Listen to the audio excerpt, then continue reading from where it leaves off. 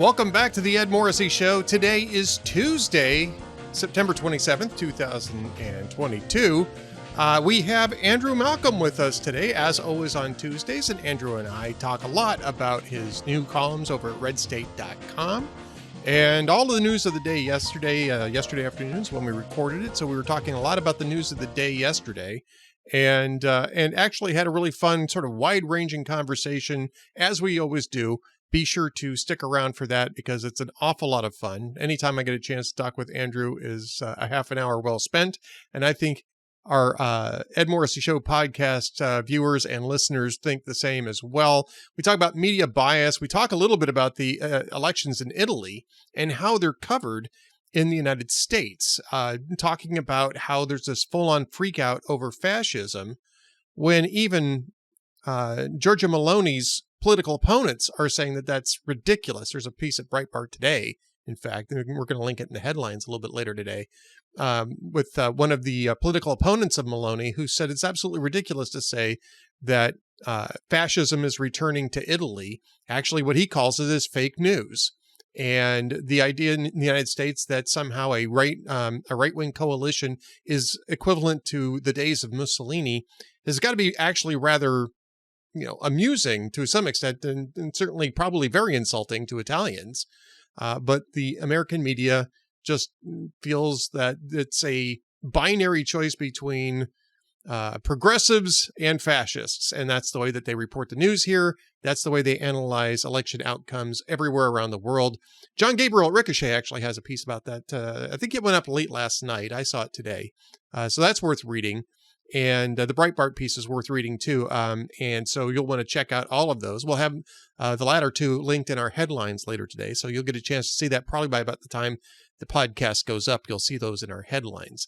So Andrew and I talk about that. We also talk about that Washington Post ABC News poll and talk about, this is more of a brief conversation. We talk about how we are both suspicious about the lack of likely voter models being applied in the generic ballot this year, even as voters are actually starting to cast ballots in the general election. I believe in Pennsylvania, they've already started to do so, and maybe in more states than just Pennsylvania.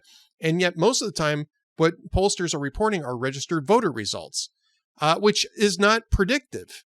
Likely voter results are predictive. And when you do see the few pollsters that are actually producing likely voter reports, it's much more favorable to Republicans. Andrew and I consider the idea that perhaps that's the reason why they're not too keen on producing the likely voter model results.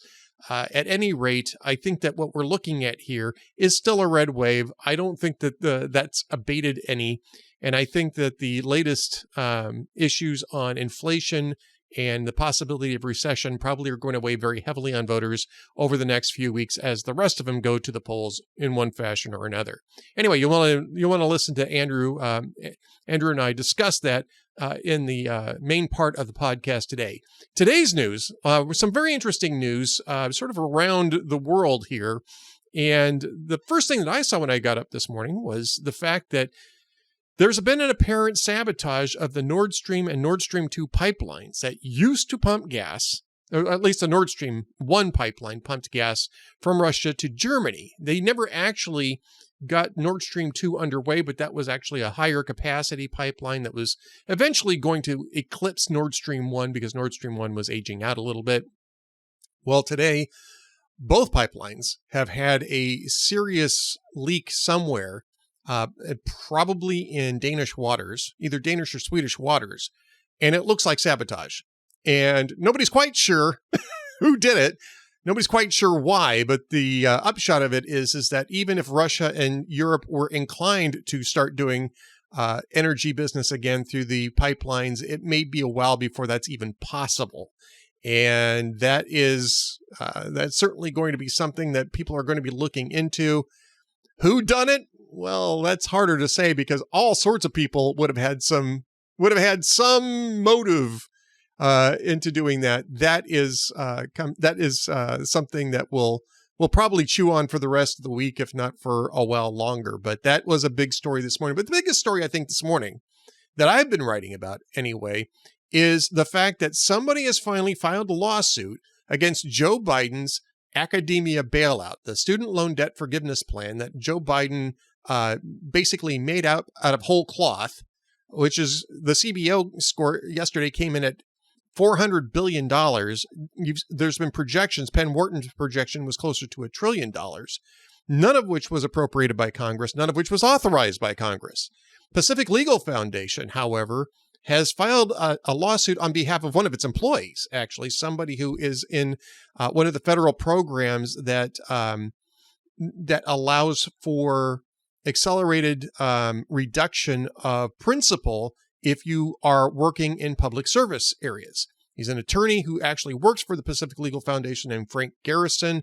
He filed a lawsuit. Pacific Legal Foundation is representing him in this lawsuit, and the lawsuit seeks to enjoin the Biden's academia bailout. It seeks to strike down parts of the HEROES Act that they allege that Congress illegally gave the executive branch statutory lawmaking authority, and seeks, damages, etc. The big question here is standing, of course, because you have to show that there's actually some harm, some concrete harm that is irreparable and irrevocable if not enjoined.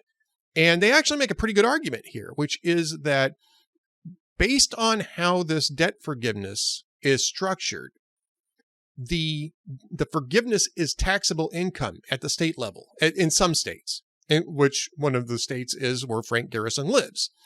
And so therefore, it creates a tax liability where none existed on a program that for somebody who was in a program where this debt was going to be paid off within 4 years anyway, based on his own payments, based on the debt forgiveness that was already built into a particular federal program. And I have a post up about this. You can read more about the details of that.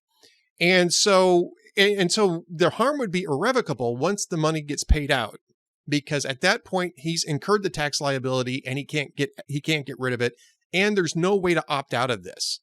He can opt to not opt in, but the tax liability would probably still remain. And that's something, of course, that's going to get hashed out in court. It's tricky. I think that they've got an argument for standing here. And I also think that federal judges are going to look at this situation and realize that there has to be some sort of intervention here in order to deal with the sheer unconstitutionality of what Joe Biden is trying to do. And I think Garrison's lawsuit is probably excuse enough for a judicial intervention here. So I would not be surprised if we don't see a temporary injunction forcing the Biden administration to hold off on proceeding any further with this, which will then get challenged and go up the ladder, of course. And then followed probably by some sort of declaratory judgment, which is exactly what the lawsuit asks in terms of stopping this thing permanently. I would say the temporary injunction would follow first. Declaratory judgment may not be in the cards. It may have to go to trial to hash out some of these things. Certainly, the Department of Justice is going to weigh in on this. So a judge is not going to act too precipitously in terms of quelching Joe Biden's academia bailout. But I think that this is a legit opportunity to stop this. And it may be one of the few legit opportunities that there is actually out there because Congress won't step up. I mean, there's a real serious Article 1, Article 2 issue here in that Joe Biden is basically appropriating money on his own without congressional approval. And he doesn't have the constitutional authority to do that. In fact, that takes a wrecking ball to the main check and balance that Congress has on the executive branch, which is the power of the purse. If presidents can just simply appropriate money on their own without congressional approval, then there's no check or balance on the presidency. It becomes an imperial presidency. And bear in mind that what we're talking about here is not shifting around funds that are already appropriated, as Donald Trump did with the border wall, which was itself a little constitutionally suspect. This is just simply appropriating money, period. And again, the Constitution doesn't allow the executive branch to do that. And so I'm not sure if the lawsuit really delves into that too much. I did read through the lawsuit. They're more focusing on the HEROES Act language that sort of made it sound as though they had handed the presidency a blank check, and they're looking to strike those clauses out of the HEROES Act as part of the judicial complaint here. So something to keep a real eye on, and I'm going to be interviewing one of the attorneys involved a little later today. It'll be on tomorrow's podcast from Pacific Legal Foundation to talk about this very story. So you'll definitely want to tune into tomorrow's podcast and hear what they have to say about standing, about where the argument is going. I want to ask them about the issue of Article 1, Article 2 appropriation, checks and balances. We'll get into all of that, and it'll be a really fun podcast interview. These are good guys over at Pacific Legal Foundation. PacificLegal.org, I believe, is their website if you want to check that out. There's lots of different stuff on the site today, though. David Strom has a really great VIP column up today about the global push for censorship, including a call from New Zealand's Prime Minister for a UN-run speech police. I think it's a really important topic. It also kind of underscores why we want to have the VIP and VIP Gold membership plan, so that we can make sure that we are, we're independent enough to operate and to criticize this without getting shut down by big tech platforms. So again, UN-run speech police, global censorship push gains momentum. Brand new VIP column from, and the first VIP column from David Strom. You'll definitely want to read that. There's lots of good stuff. Beej Wellborn's going to have a bunch of stuff today, by the way. I think she's going to have 3 posts up maybe today, maybe even more than that. She had a good one about the tomahawk chop and the Atlanta Braves, neither of which I like, by the way, but neither of which I'd want to quelch either. So it's a really good post. I don't think she likes the Atlanta Braves. I mean, I'm a Dodger fan, so my Atlanta Braves thing goes way back. And the tomahawk chop, I can't stand it. Cannot stand it. But so what? That doesn't mean it should be outlawed. And it's or censored, if you will. It's absurd. So Beej has got a great post up on that. Karen Townsend has an analysis of a New York Post article on Mayor Eric Adams and his calculus on migrants coming to New York City. Plus, David Strom has another post up this morning about the Atlantic, which calls into question whether or not a COVID vaccine shot made a doctor's cancer worse. And I mean, it's sort of worth noting that the Atlantic ran this now. I think 3 months ago, if anybody else had written this, it would have been blocked on the social media platforms. David talks about that as well. So lots of great content up today at hotair.com. Stay tuned for my weekly chat with Andrew Malcolm, the Prince of Twitter, the Regent of Red State, right here at the Ed Morrissey Show. And then stay tuned for a final word on how you can subscribe and help support our efforts here to have a open debate on conservative values. Thanks for watching. We'll be back tomorrow.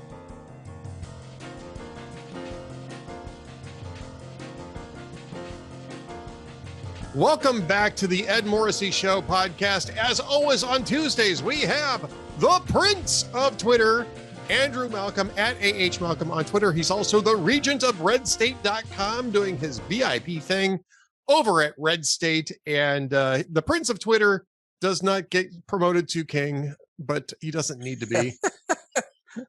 Well, I found that the king office was, the way I watched it, it was just much too time consuming. And especially on Tuesdays, it would wipe out my days with Ed. So yeah, exactly. I think Prince. It's a title. It's a high title, but it doesn't confer any work on you, right? I mean, exactly right, and you get the prestige without the duties. That's true, and you can also tell your servants to clean up the desk for you. Clean up. I shouldn't have to move this mouse. Get someone in here to move the mouse for me. And then peel me a grape. All right, enough of picking on Bonnie King Charlie these days, but we got we actually have some stuff to discuss about Europe. We want to get to the Italian elections in just a bit. But first off, I was stunned because I'm a huge fan of the region of red states columns over at VIP. I was stunned to find out that it's not bad enough that we've got one Joe Biden. But it sounds like we've got two. What the heck, Andrew? Is this some sort of multiplicity thing? Will we be four tomorrow? Because I mean, this is bad enough. Yeah, there's a strange force field in effect. Yeah, well, I was struck.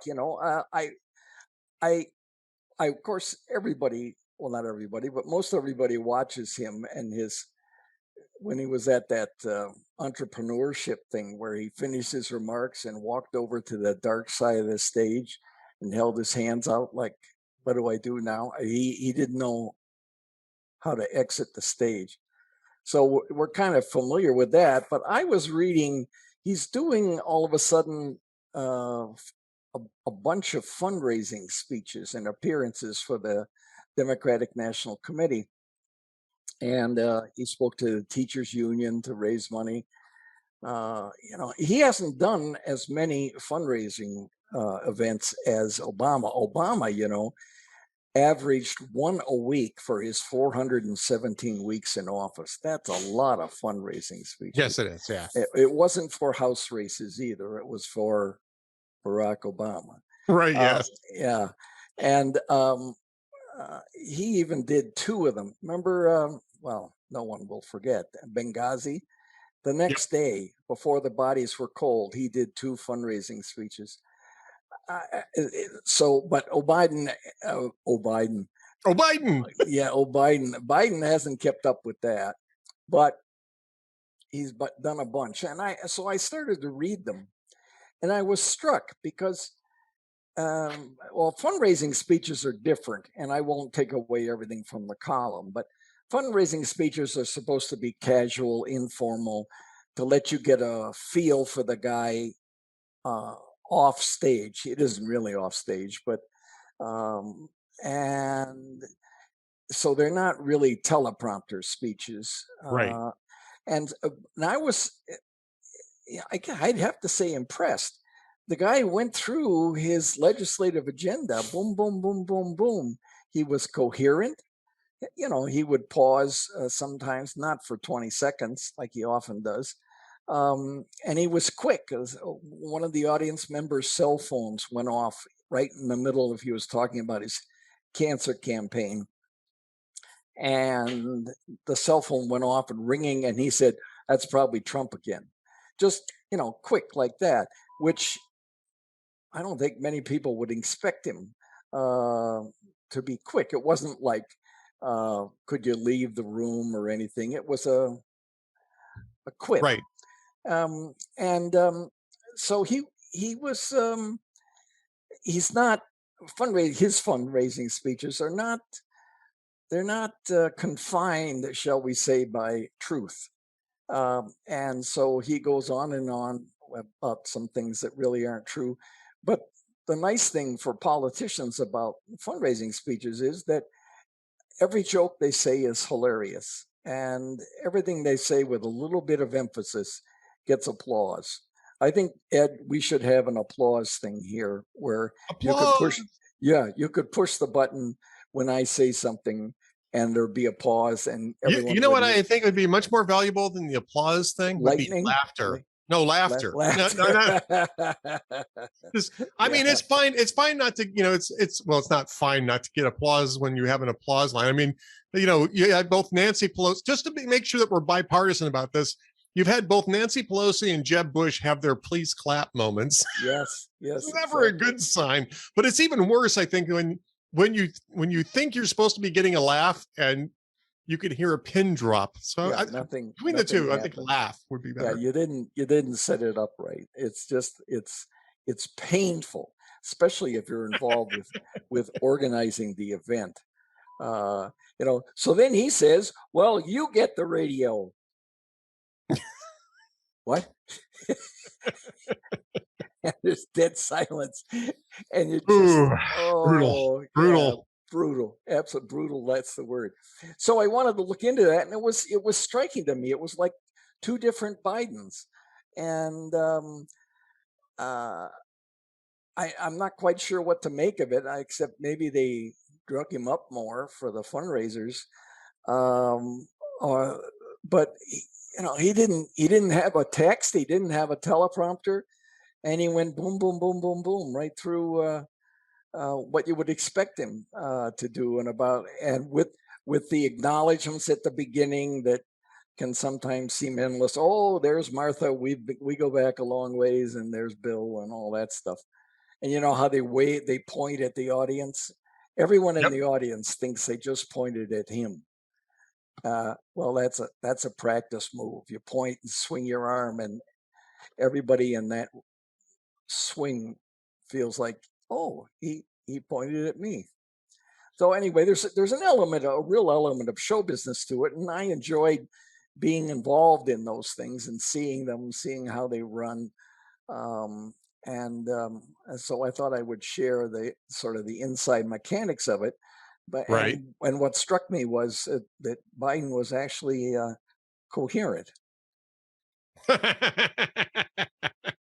Okay, so that's one differentiation that we've got, right?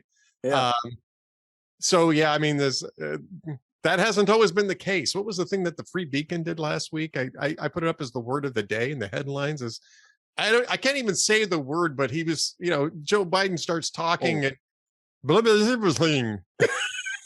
Yeah, yeah, exactly. Okay. And actually, I know he didn't do that on purpose. He couldn't say the word.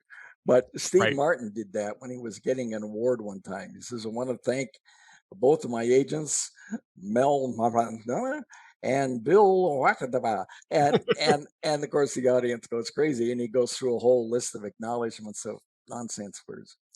But I don't think Joe Biden was being humorous on purpose. No, I don't think Joe Biden is a wild and crazy guy. He didn't have an arrow through his head. Didn't have an arrow through his head, wasn't playing a banjo. By the way, just as an aside, Steve Martin is an amazing banjo player. Yes. He is actually a very accomplished bluegrass musician. And when I was a kid, a painter too. He paints. He paints, he writes. He's a really good writer too. But when I was a teenager, that's when Steve Martin really hit it big, right? And he carried that banjo out on stage. And I remember watching, like the concert film of this, thinking he's going to do something silly with the banjo because he's got the arrow through his head and all this. Yeah. He starts playing the banjo, and I mean, it's really amazing. And this is in the late 1970s, I guess, probably 78, 79 when I was watching this thing. And it was like, I was just floored by it. Anyway, Steve Martin. A few years ago, I saw his show in Las Vegas with Martin Short. Oh, I saw a video of that. It's a great show. Yeah. Yeah, and he does quite a banjo bit there. Yeah, I've actually seen him just in concert now, recently, I think a few years ago, just doing a concert, bluegrass concert. I think it was actually a fundraiser, if I'm not mistaken, but I mean, he's up on stage for quite a while playing bluegrass. And yeah, I mean, he's just accomplished. Remember, what was it? He did a thing about Los Angeles. LA Story. LA Story, fantastic film. He's talking to the freeway signs. But the thing I love was he was going to visit someone. Then he goes out, walks out the front of his house, gets in his car, drives past the next driveway, and parks in front of the neighbor's house and goes in. With the music fanfare. Yeah, that's very Los Angeles. Yeah, he was going next door, so he drove his car. It is. The whole sequence with, hello, I'm Bob. I'll be your robber tonight. Oh, here you go, Bob, at the ATM machine. Yeah, I mean, and where he would go in and he was a weatherman for TV station, and he would go in and tape the week's weather on one day so he could have the rest of the week off. Well, in Los Angeles, you can almost get away with that, but not in the film. You didn't get away with it in the film, but as long as you're not there in November when the first rain comes, because the streets are covered with dust and becomes very slippery mud, and everyone in California has forgotten how to drive on slippery streets. Wow. So yeah, they go all over the place. All right, well, let's talk a little bit about some media stories here. By the way, go to redstate.com. That's Andrew's VIP column. He's also got his new Malcolm on the Right. Biden plans to release all of Gitmo's remaining terrorists. That was actually Friday's Malcolm on the Right. excuse me, or maybe it was Thursdays, actually. Now I'm thinking about it. Thursdays, Malcolm on the Right. But you can get all that stuff at redstate.com. I want to talk to you about a couple of media stories. The first is the first is the Italian elections. I am cowering in fear under my bed because apparently, if you listen to the American media, Italians just voted for Benito Mussolini Jr. Yeah, who exactly. frankly looks a lot better than Benito Mussolini Sr. And it's not just the U.S.; it's BBC too. I mean, they're all, it's a far right coalition that has its roots in Mussolini's fascist party. Well, yeah, okay. It's a successor party of a successor party of that party, which was outlawed, and they're not fascist. They're conservative, but they're not fascist. And there's something else to this election, Ed. What's that? It's a woman. Hello. Yeah, it's a woman. It's Italy's first female prime minister, assuming everything. Exactly, but never mind that because she's conservative. She can't be. Yeah. So she doesn't qualify as a woman. I mean, this is your typical. I mean, she's basically, I don't know. I mean, if you're going to do an American analog of this, she's probably basically, Nikki Haley, right? Yeah. She's a they talk about nationalism in terms of some sort of radical issue, but nationalism has a different meaning in Europe, where the countries have been under the thumb of Brussels for the last generation, and they're frankly getting tired of it. Sweden got tired of it last week. The Brits got tired of it a few years ago with Brexit. The Eastern European countries are all getting tired of listening to Brussels. They want to share a common market, but they're no longer really buying into a one continent government. And that's coming up time and time again in countries. Italy is a very interesting example of that. But that's what's meant by nationalism, and it's not Nazis, it's not Mussolini's fascists all over again. It's simply that they want more self-determination than they've been able to get under Brussels, and especially in areas of abortion. She's very much pro-life, and she's very much against the trans ideology that seems to be this sort of social contagion that's just ripping through the West right now. And she says yes to sexual identity, no to gender identity, yes to life, no to yes to a culture of life, no to a culture of death, which would put her basically in the Nikki Haley range, right? I mean, economically, she's not even really, she's more populist than capitalist. So maybe even on a good day, a Kay Bailey Hutchinson, but Andrew, they're talking about her like she's the second coming of the Third Reich, and it's ridiculous. It's absolutely ridiculous. It is, and people are buying it. I mean, I've already talked to people who bought into it. It's what's the word? It's a trigger, and that's what Putin is trying to justify his invasion of Ukraine. We're ousting Nazis. There's no Nazis in Ukraine. Yeah, they were under the Nazis.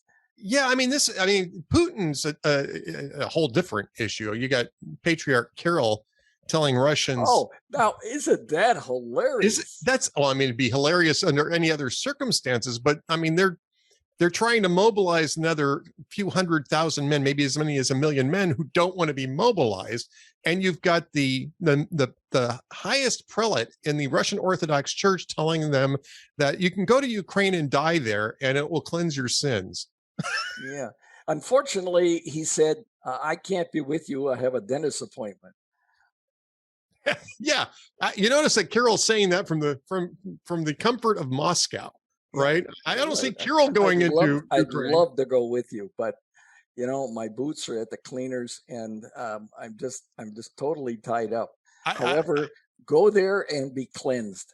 Yeah, I don't have any sins that need cleansing, so I won't be there with you. Or my favorite excuse, which came from a guy who used to work for me years and years and years ago. Oh, I'm sorry, I've got a bone in my foot. That's Carol's excuse. Well, I can't be there. I've got a bone in my foot. I mean, I think I'm not Catholic, but I think it'd be relatively easier and less messy to just do a confession. Don't you think?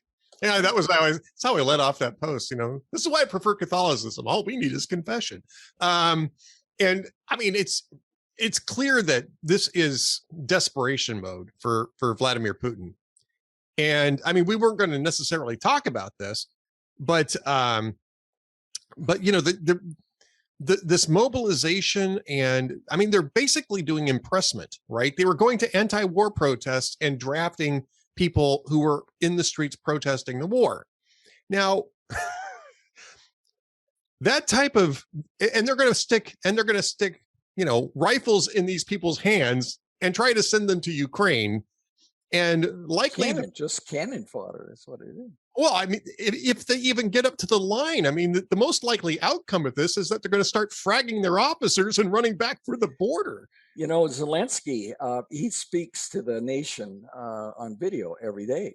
Yep. And today or yesterday, he said he had a 3-point plan, and he was offering any Russian who voluntarily surrendered to guarantee them that they would be treated well, and no one would know that their surrender was voluntary ever. Yep. Yeah. So, you know, you get sent over there, you don't want to be, and say, well, okay, here, you can take my gun and I'll just kind of sit out the rest of it. You know, in the beginning of this war, they had Chechen units that were behind the lines. And the Chechen units were there to shoot Russians who tried to desert. That was how they kept Russians on the lines, is to have the Chechens behind them threatening to kill them if they left the lines.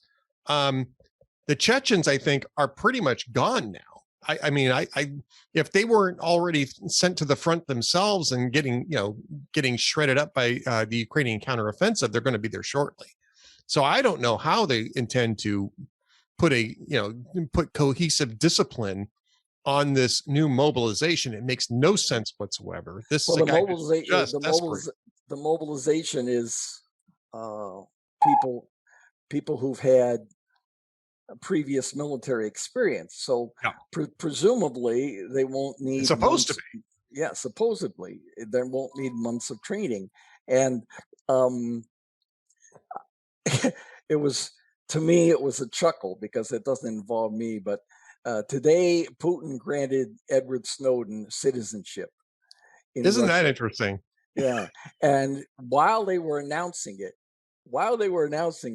Snowden's attorney preemptively said, and he can't serve in the military because he can't be drafted because he has no military experience.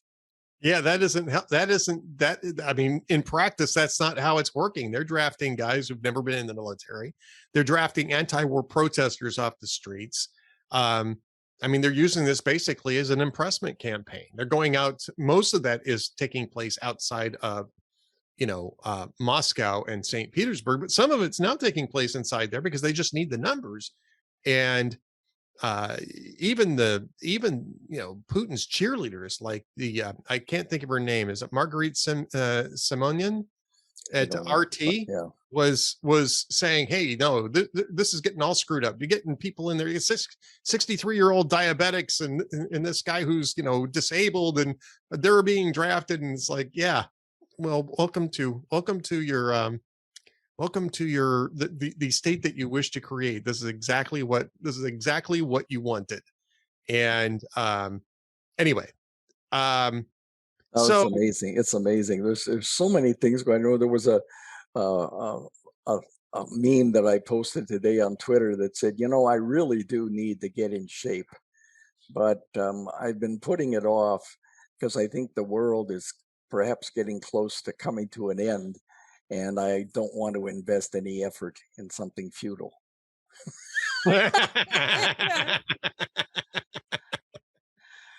It's Well, like, let's talk about. I meant to go jogging today, but I forgot. It's 6 years running now. I want to talk about one more thing about media bias, and that is the Washington Post ABC News poll. Now, this is, they do polling all the time. Washington Post, ABC, they've been combining for years to do election polling. And their latest polling came out on Sunday, which was interesting in and of itself. And it showed that Republicans had a 1-point advantage in the generic ballot when you looked at registered voters. And when you're looking at, however, likely voters, it turned out to be an R+5 lead. And Joe Biden had a job approval rating of 39%. And the Democrats' favorite issues are at the bottom of the list: abortion and climate change, inflation, economy, immigration, crime, all ranked above that, right? And Andrew, it's one thing where we can dissect polls all day long. We do that often enough at Hot Air anyway. But I mean, what I'm interested in here is the fact that the Washington Post reported the registered voter number rather than the likely voter number. You had to go to Langer, who's their pollster, and look at their memo, which Langer put up the likely voter model number near the top of its report. Washington Post sort of buried it. And why they're even bothering with registered voter reports anyway, you already have people voting in this election in places like Pennsylvania. This is when you're supposed to see likely voter models, and yet there's hardly any likely voter polls being reported. Likely voters die in darkness. Yeah, exactly. It's the Democracy Dies in Darkness newspaper, and they're keeping polls in darkness. What's up with that? It's so blatant. Yeah. I don't know. I get speechless because I can't explain it. Everybody sees it, so they're not really successfully hiding anything. They're just blithely going along. It's like Joe Biden saying, when this was in the column too, was Joe Biden saying, "Oh no, the economy's going great," and blah blah blah blah blah, and nobody calls him on it, and he just blithe, and he'll say it again later. It's an alternate reality. Yeah, what it is. And that column last week, which we talked about, was 1984 in doublespeak, and that's what we're getting all the time. It's interesting you mentioned 1984 is because the second half of our Amiable Skeptics featuring Adam Baldwin went up today, as we're talking on Monday, recording this on Monday. As the podcast comes out, it'll be yesterday. And I mean, that's exactly what we're talking about, is George Orwell's warning about language in terms of tyranny. And if you read 1984 has a lot of different warnings about tyranny, right? Newspeak and the way that they change not just history, but actually the definition of words is a very key element of what Orwell was warning about. And we're seeing that. We're seeing that now in terms of destroying what the definition of, a pronoun is, or defining what, what male and female mean, or defining what a family means, and defining it, for that matter, defining what fascist means. I mean, they're fascist, Nazis. I mean, these throwing it around. Yeah. They no longer have meaning. My favorite quote from 1984 was, "It's a beautiful thing, the destruction of language." Yeah. Yeah. And that's what's happening when you're calling somebody who's just a regular conservative, a Nazi or a fascist, you're destroying the language, and all you're really communicating is, I don't like that person.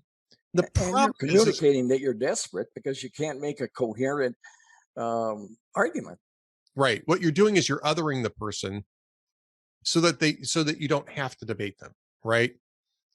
Well, this person believes that men are men and women are women. Well, that makes him a fascist, and I don't debate fascists. Right. I mean, that's kind of what I mean. I'm simplifying it, but that's really the process that we're talking about.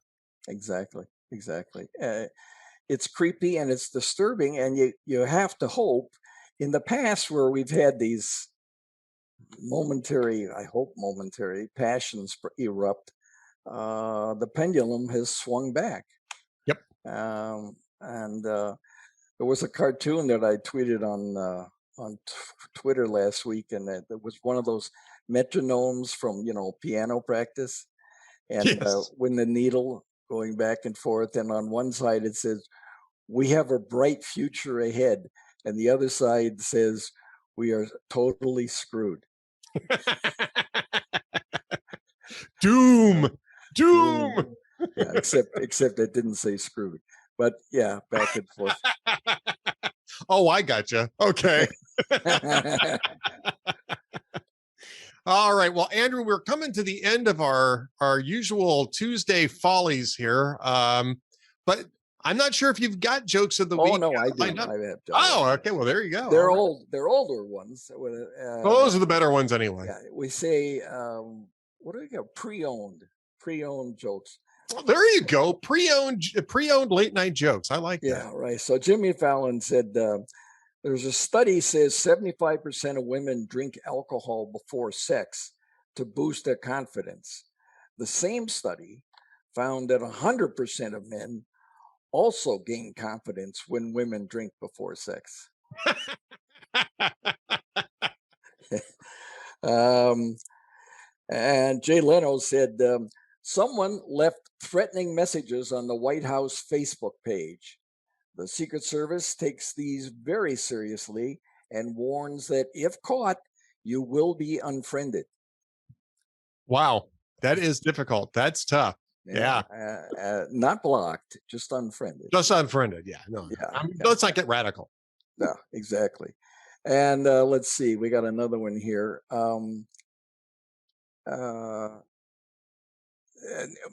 Seth Meyers, he said New York's Carnegie Deli has launched a new menu item called the Fashion Sandwich, which is free for any professional model who can finish it. They're 10 inches in diameter and weigh in at over 6 pounds. No word yet on how big the sandwiches are.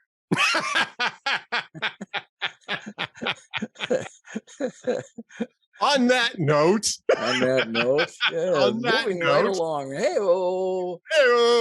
Andrew Malcolm is the prince of Twitter at @AHMalcolm on the Twitterses. He's the regent of redstate.com. Go over to redstate.com and go to Twitter at @AHMalcolm for all the links of all things Andrew. Andrew, thanks so much for being with us. We'll talk to you again next week.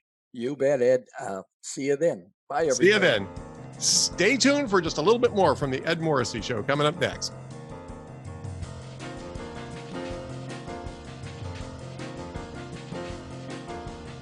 Thank you for watching or listening to the Ed Morrissey Show podcast. You can subscribe to us on YouTube, Spotify, Apple Podcasts, and through the Town Hall Media Player, or you can just come to hotair.com and watch my podcast for free. However, I'd also love to have you join us as members of our VIP and VIP Gold programs.